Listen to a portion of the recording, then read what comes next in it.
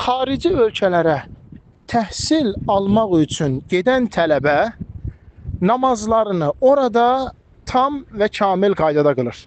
Xarici ölkələrə təhsil almaq üçün, elm almaq üçün gedən tələbə, istər bu şər'i, dini təhsil olsun, istərsə bu dünyəvi, elmi təhsil olsun. Namazlarını bütöv, tam, kamil qaydada qılır. Namazları tam, kamil qaydada qılmaq, yəni hər bir namazı öz vətənində qıldığı kimi vaxtında qılır.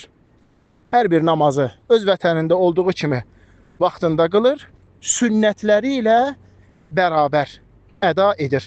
Ratibə sünnələr ki var, sübh namazının fərzindən qabaq 2 rükət, günorta namazının fərzindən qabaq 2 dənə 2 rükət, fərzindən sonra 1 dənə 2 rükət, məğrib namazının fərzindən sonra 2 rükət, işa namazının fərzindən sonra 2 rükət. Bu ratibə sünnələri həmin o xarici ölkədə təhsil almaq üçün qaldığı səfər müddətində qılıb əda edir.